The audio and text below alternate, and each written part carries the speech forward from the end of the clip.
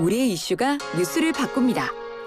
세상을 깨우는 황보선의 출발 새 아침.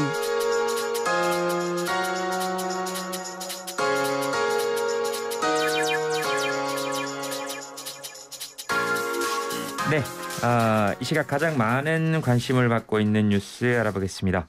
왕관유 전해줄 이현웅 아나운서 어서 오십시오. 네, 안녕하십니까, 이현웅입니다. 네, 평소에 다 가졌다 이런 말씀 혹시 들어본 적 있습니까? 아니요. 안 들어봤습니까? 예. 네, 제가 해드리겠습니다. 감사합니다. 자, 좋네요, 아침부터 훈훈하고.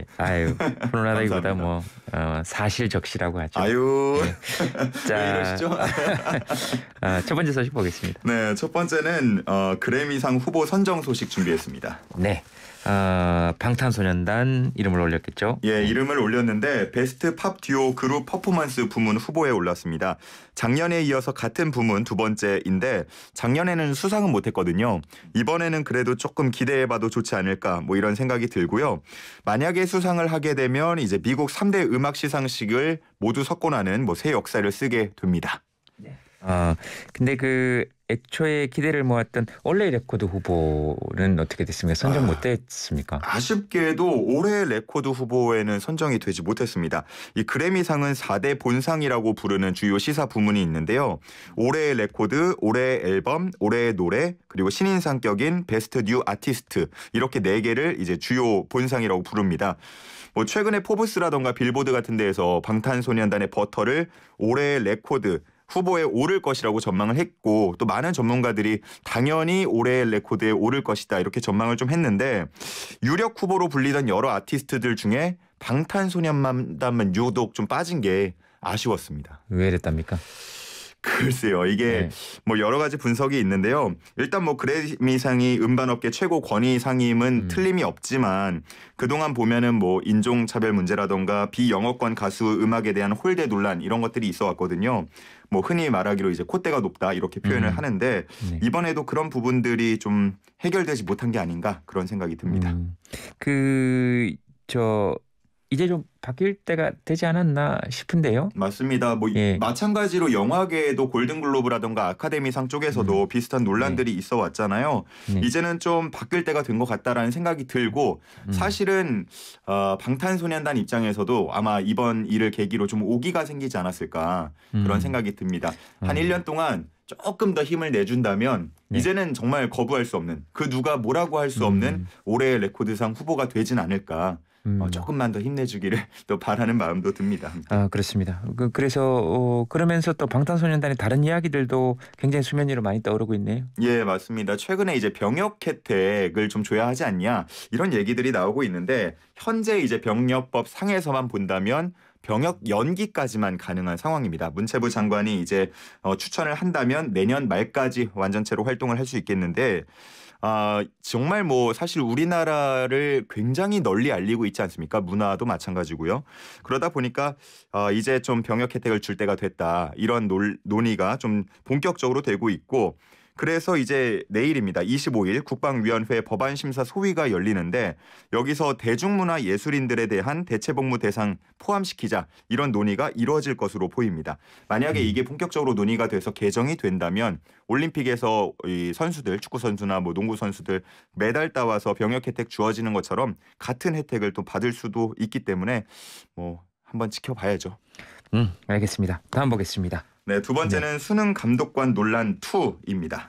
네, 이 2죠. 어제 전해드린 소식에 이어서 두 번째인데 어제는 이제 수능 감독관이 국어 영역에서 좀 잘못된 지시를 해서 직접적으로 피해를 본 수험생의 이야기 전해드렸습니다. 이번에는 좀 다른 사례인데요. 수능을 보기 전에 이제 수험표하고 신분증을 통해서 본인 확인 절차가 있습니다. 근데 이 본인 확인 절차를 하던 감독관이 한 수험생의 원서가 없다는 것을 확인했고요. 이 해당 학생 앞에서 아니 왜 15번과 17번 원서는 있는데 너의 것 16번 원서가 없냐면서 혹시 대리 접수를 했냐 이런 말을 했다고 합니다.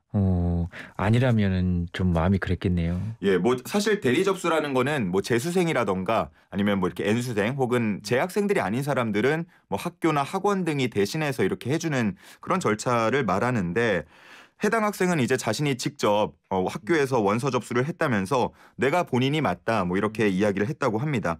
그러자 감독관이 증명사진이 있냐면서 다시 한번 본인 확인을 하려고 했고요.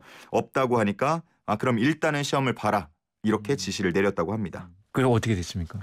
일단은 대리라는 이야기를 들으니까 이 수험생은 그 집중력을 온전히 발휘하기 힘들었다라는 게 이제 본인의 주장인데요.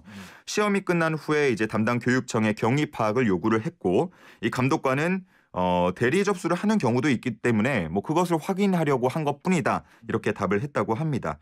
그리고 실제 해당 수험생의 원서가요 15번하고 17번 사이가 아니라 5번하고 6번 사이에 잘못 끼워져 있었다고 합니다. 그러면 그건 학생의 잘못이 아니잖아요. 그거는 이제 진행 네. 측에 확연한 분명한 실수라고 할 수 있겠죠. 네. 뭐 일부 누리꾼들은 아니 감독관이 당연히 이제 본인 확인 절차를 하는 과정에서 할 수 있는 이야기 아니냐. 그 말 한마디 때문에 시험을 망쳤다는 건 핑계다. 이런 말을 하기도 하지만요. 아마 수능 시험이라던가 아니면 정말 1년 동안 열심히 준비해가지고 어떠한 시험을 치러본 분들은 다 아실 겁니다. 그날 컨디션이 굉장히 중요하거든요. 네. 이런 말 한마디에도 영향을 받을 수 있기 때문에 상당히 좀 안타까운 일이라고 할 수 있겠습니다. 그렇죠. 그 말 한마디 이렇게 사람에게 이렇게 전해지는 말 한마디는 굉장히 중요하죠. 그럼요. 그럼요. 우리 다가진 이현웅 아나운서 세 번째 소식 보겠습니다. 네, 네. 세 번째는 장제원과 홍준표입니다. 제목부터 벌써 의미심장하네요. 예. 네. 먼저 장제원 의원 소식부터 전해드리면 최근에 국민의힘 선거대책위원회 비서실장으로 내정됐다라는 소식이 들려왔었죠. 하지만 뭐 이전에 여러 문제 등과 관련해서 여론도 별로 좋지 않았고요. 또 김종인 전 비대위원장도 장 의원의 합류를 반대해온 것으로 알려졌는데 결국은 합류하지 않겠다는 뜻을 밝혔습니다. 네. 이게 뭐 맨날 짐작만 해야 되네요. 사이가 좋다 안 좋다 그죠? 예, 그렇습니다. 어떤 의도일까요? 뭐 아무래도 이제 김 전 위원장의 영입을 고려한 것으로 좀 풀이가 되고 있는데요. 하지만 김 전 위원장은 이 소식을 듣고 난 후에 나와는 뭐 관련이 없는 얘기다 이렇게 좀 일축했습니다. 그렇군요. 국민의힘 선대위 구성은 뭐 또 봐야 되고요. 예.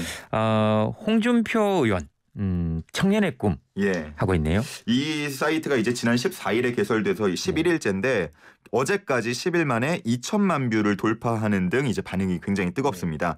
특히 이 게시판 중에 청년의 고민에 홍준표가 답하다라는 청문 홍답 게시판이 좀 인기가 많은데요. 지금까지 한 6,500여 개의 질문이 올라왔고 그중에 한 10% 600여 개에 대해서 직접 답을 달았습니다. 많이 눈에 띄는 것들이 있더라고요. 아 그래요? 예.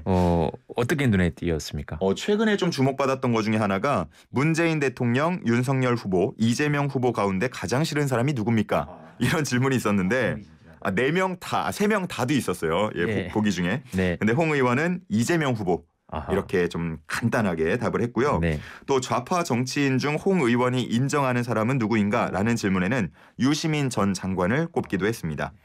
그리고 잠깐 욕을 먹더라도 무소속으로 좀 출마해주면 안 되냐라는 일부 이제 청년들의 바람도 있었는데요. 네. 짧게 4글자 남겼더라고요. 안 됩니다.